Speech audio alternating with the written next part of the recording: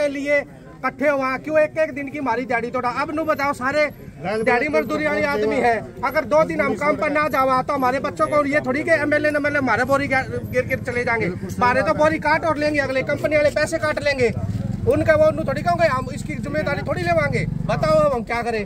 फिर क्या जरूरत है हमारे को बनाने की? अब ये इतने बंदे सारे इकट्ठे हो गए, ये तो मोहल्ले के भाईचारा था जो इकट्ठे हो गए, लेकिन फिर उनका बड़े बड़े का क्या फायदा हुआ? अब आप भी इतने बंदे देख के आप यहाँ पर पहुंचे हो, आप लोग पहुंचे, लेकिन पहले कोई नहीं आया यहाँ पर। किसके साथ कोई नहीं। ये मैडम जी 3 दिन हो गए ये काम होते हुए। शीशा में बुधवार को या पूरे वीरवार को या शुक्रवार को ये दवाई फैक्ट्री के पास हो गया, बोलो 3 दिन हो गए। ऐसी बात नहीं, किसी को नहीं पता, लेकिन सबको पता है। आवाज कोई को नहीं उठा लग रहा। हमारी सुरक्षा हमने खुद नहीं करनी है, फिर क्या फायदा? इनकी बेटी को उठा लिया था जी। मैं तो इस बात पे बिल्कुल इनका सहायता करना चाहती हूँ, इनके लिए आवाज बनना चाहती हूँ। जब मेरे को ऐसी बातें पता चलती है, मैं उनमें से नहीं हूँ जो पीछे छुप जाए, मैं उनमें से हूँ जो आगे अपनी बहनों के लिए खड़ी रहे। मैं भी लड़की हूँ, मैं भी बहू हूँ, मैं भी बेटी हूँ। और हमारे यहाँ पे सिर्फ ये नहीं है कि गरीब की बेटी, अमीर की बेटी, पढ़ी लिखी बेटी, अनपढ़ बेटी, छोटी बच्ची, बड़ी बुजुर्ग, सभी के साथ तो ये हो रहा है। संजना भाई तेरे साथ हूँ मैं। आपके विचारों से बहुत पसंद हूँ मैं।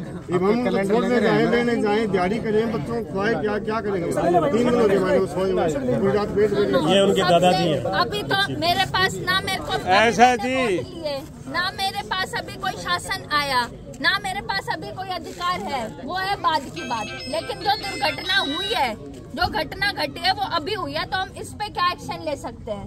पहली चीज, अगर गलत चीज हुई है तो उसके खिलाफ आवाज उठाना हमारी सबकी जिम्मेदारी है। एक इंसान उठाए, जब तक संगठन नहीं होगा ना तब तक ताकत नहीं होगी। तो जो धरना कर रहे हैं वो बिल्कुल सही है, उस पे भी मैं आपको सबसे आगे मिलूंगी। दूसरा, हमने जो पुलिस अधिकारी आए थे उनको हमने 2 दिन का टाइम दिया है, उन्होंने हमसे 2 दिन का टाइम मांगा है। सोमवार को शाम को 6 बजे हम गवर्नमेंट कॉलोनी में धरना प्रदर्शन करेंगे। उसमें आप एक मिनट करूंगा तेरे से बात कोई, मैं कहीं खड़ा हूँ। ठीक है, चलो आप वहाँ पे आओ, ठीक है, हमारे साथ मिलो, पूरी की पूरी हमारी कॉलोनी साथ में वहाँ पे रहेगी।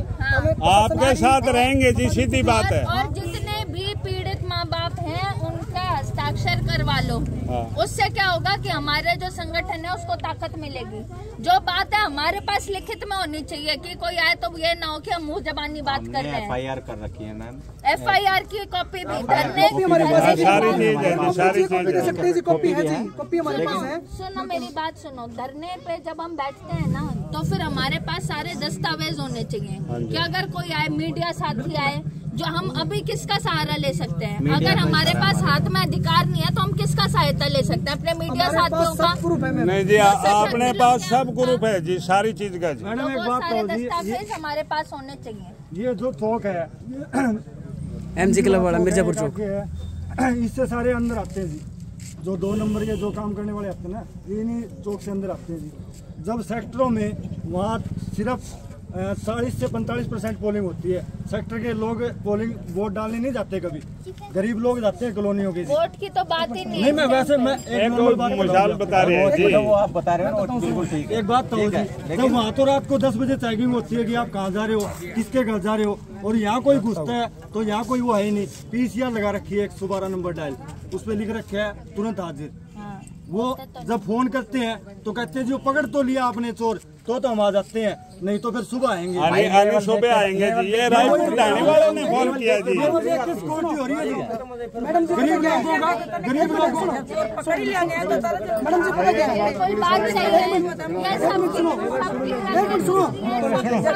में तकलीफ है, वो तकलीफ बाहर आनी भी चाहिए। मैडम जी पता क्या है, यहाँ पे नक्का लगता है बाईपास चौक पे, इस पे, लेकिन सोमवार और वीरवार को लगता है। क्या करते हैं, सुबह 8 से लेके 5-6 बजे तक वो चालान काटते हैं, सिर्फ अपनी पर्ची भर के चलाते हैं। किसका चालान काटते हैं? यही कॉलोनी वालों का। कॉलोनी वाला क्या करना होता है, यहाँ पे चल गए, आसपास चल गए, उन्हें चालान काटते हैं। उसमें किसी को भी ये नहीं देखते वो भी कोई ये बंदा संदिग्ध है या कैसे है, उन्हें कुछ नहीं होता। चालान करते सिर्फ गरीब लोगों के और कॉलोनी वालों के। ना तो 2 नंबर वालों के चालान करते हैं, पुलिस नहीं आती यहाँ पे गश्त करने के लिए, कभी भी आती हो तो। जो पुलिस प्रशासन है, जो कानून प्रणाली है, वो तो अपने हिसाब से काम कर रही है। वो आप देख ही रहे हो कि क्या हालात है उसके। हमें अपनी सुरक्षा देखनी है, अपने बच्चों की सुरक्षा देखनी है। और वो हम तभी कर सकते हैं जब हम ताकतवर हों। और हम ताकतवर कैसे हो सकते हैं? जब हम एक दूसरे के साथ खड़े हों। यही बात है। अब हम एमएलए मान लेते हैं, मैं एमएलए के चुनाव में खड़ी हो रही हूँ। एमएलए के पास अधिकार है अपने शासन को मनाने का, एमएलए के पास है अधिकार कि वो अपनी जो कानून व्यवस्था है उसको आश्वस्त कर सके। लेकिन वो भी तो हम ताकत किसी ऐसे के हाथ में दें जो अधिकार लेना। सबसे बड़ी गलती तो हम ही कर देते हैं। मैडम जी, सबसे बड़ी गलती तो हम ही कर देते हैं। पहली बात ये, अब हम किसी पार्टी को नहीं देखेंगे। हमारे जो कॉलोनी का जो विकास करेगा ना, जो विकास करेगा हम उसी को देखेंगे। अब की बात से कोई पार्टी आ जाए, सही बात है, बिल्कुल सही बात है, बिल्कुल किसी भी पार्टी के अब की बार हम सोच चलेंगे जो हमारे कॉलोनी का विकास करेगा ना।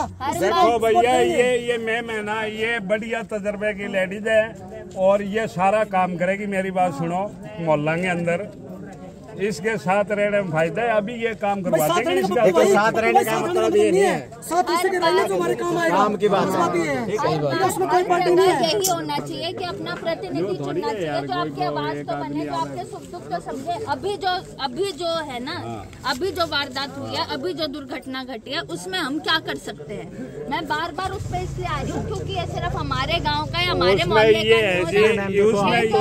हमारी सुनाई होनी चाहिए इस मामले में। सुनाई